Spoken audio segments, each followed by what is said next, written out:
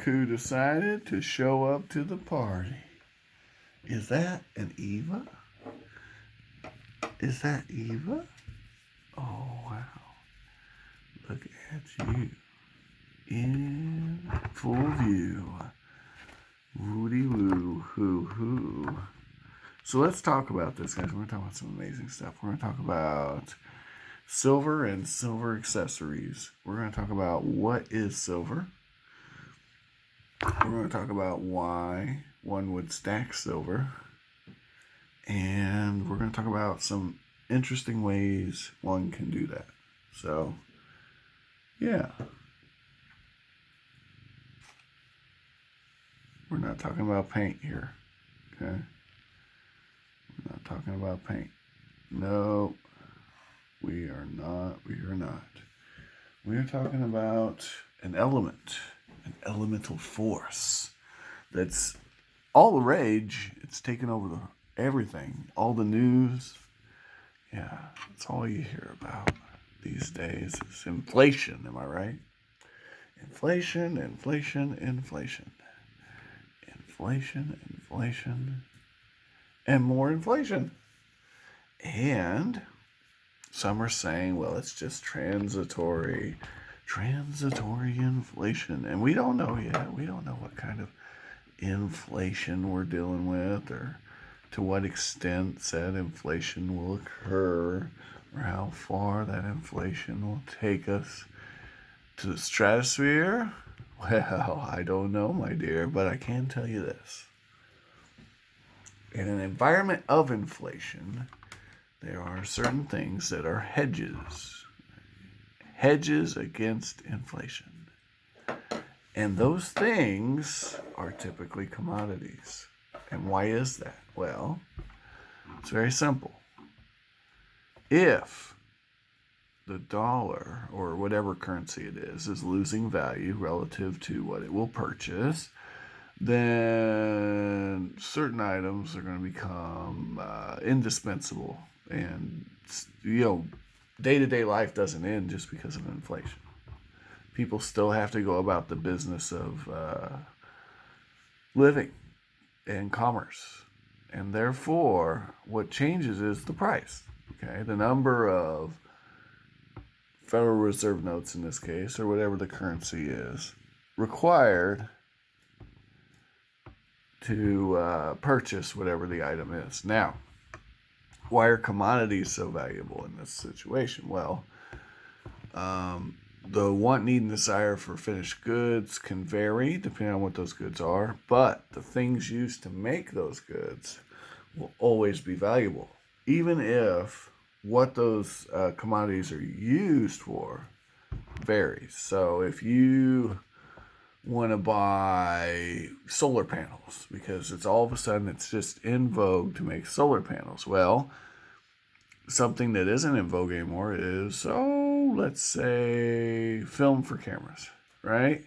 So this is just a specific example for one commodity we're going to talk about heavily here. And that's this right here, this lovely, beautiful commodity that we call silver. Okay. Silver,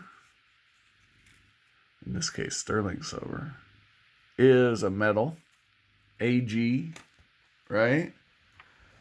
On the periodic table. Now it is not only the most reflective element, it is also the best conductor in existence, in all of existence, in all of the metals and elements, and therefore indispensable for use in certain products. Your cell phone that you're looking at probably right now would not be possible without lovely, lovely silver. Yeah. So the point is, there will always be a use and therefore a market for this stuff, okay? There will always be a use. There will always be a market for this product. Now, the question is, what is it worth? Well, if you value it in dollars, then that's what it's worth to you. Okay, so right now it's worth like 28 bucks, roughly, an ounce. An ounce is a troy ounce, so it's a little different than the ounce you're used to. It's 31.1 grams, right? I believe that's it. Anyway, so $28. Well, what's $28 buy?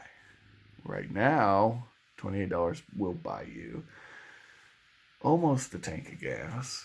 I mean, unless you have a small tank, in which case it might buy you a tank of gas. A steak dinner, right? Maybe not a especially good one, but a steak dinner, you probably get one for 28 bucks. So the point is, what if tomorrow the dollar loses half its value? So what if that steak dinner tomorrow costs 54 bucks? Right? And the tank of gas, all of a sudden it costs 56 bucks, right? Well, you can almost bet that people will still want a commodity such as silver for use in the making of the products that people need, and therefore the value of the metal will increase roughly with the rate of inflation because, well, the fact of the matter is there will always be a use for this stuff, okay? There's never been a time in human history where the value of this was zero. Now, what does vary is how much it's worth relative to the currency in use. So, that can change.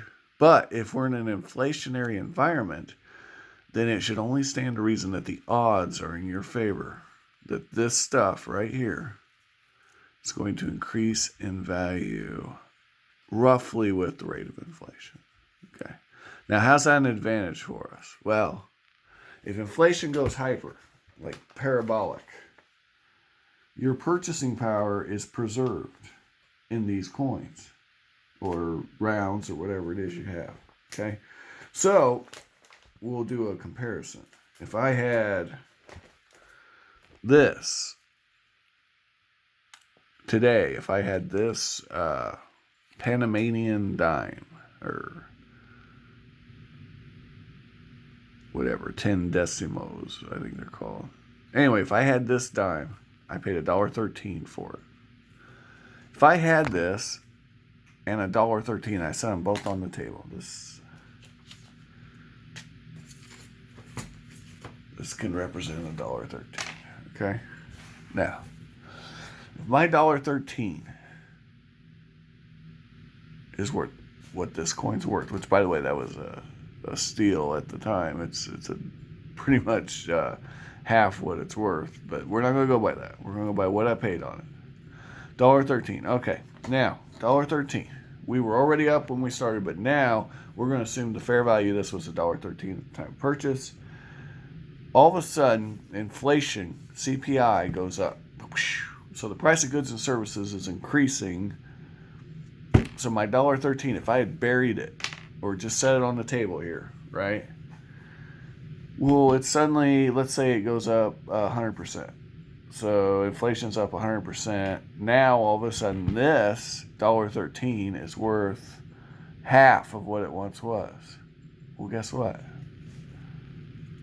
Bam, I'm protected. Because this, as we discussed, is going to go up roughly at the rate of inflation because people will still want this stuff to use for their microchips, their solar panels, their medical equipment, whatever it is. This is a commodity. So, a lot of people, they make a lot of jokes about silver, how it's not a monetary metal.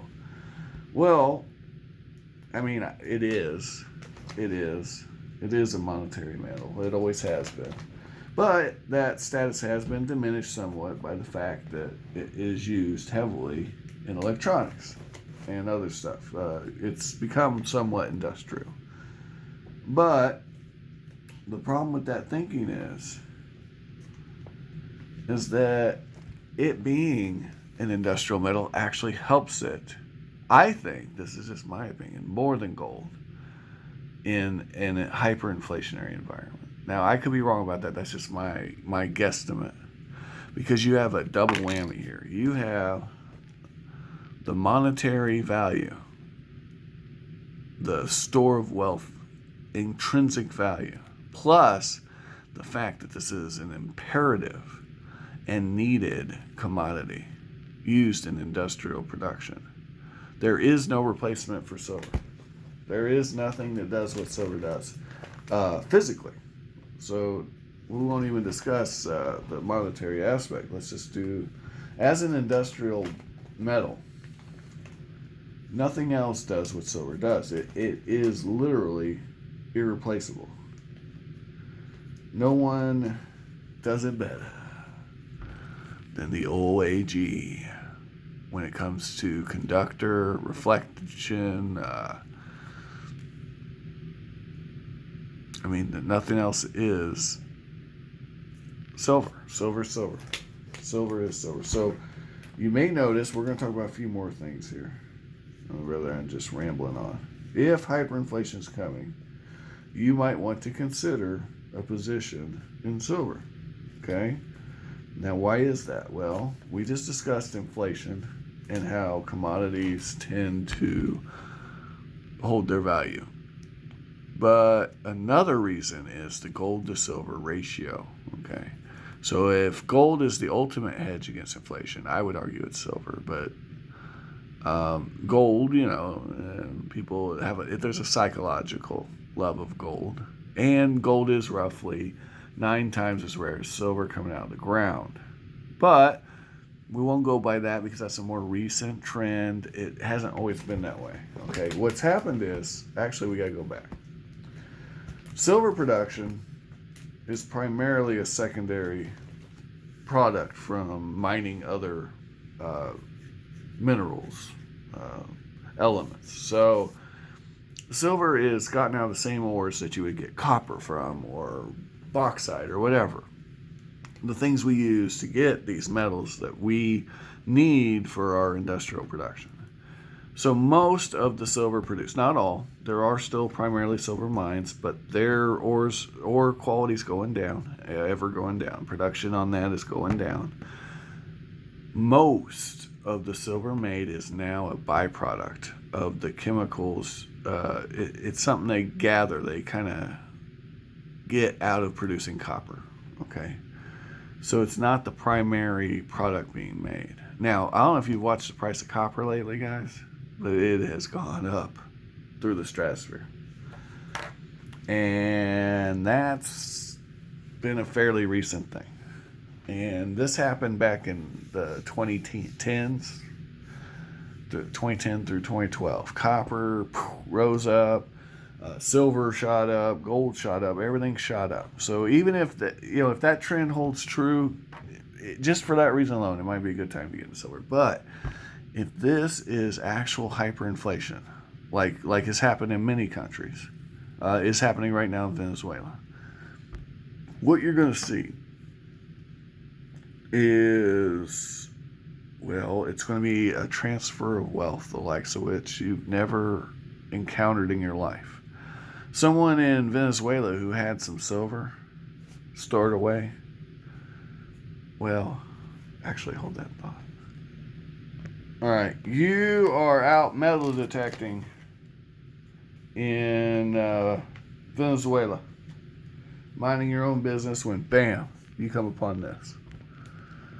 Now, your family, well, I don't know if you know this, food is very scarce there right now. Okay, you're walking down the street, metal detector in hand. You find this in the ground. Okay. Now, what'd you get? What do you have right here? Well, you have something you can trade for actual food. Your family might eat because you found this hunk of metal. Okay, this hunk of metal could be the difference between starving to death or having a full belly. Okay, now I'm not saying that's happened, that scenario's happened. I'm just saying that if you were in Venezuela right now, right, you would be pretty happy if you walked up on one of these. Okay, now it's kind of interesting because it's actually kind of sad. This used to be the money in Venezuela, right? This used to be their coinage. This coin was, well, probably not this one. It looks pretty minty, but here, let me get a more circulated example.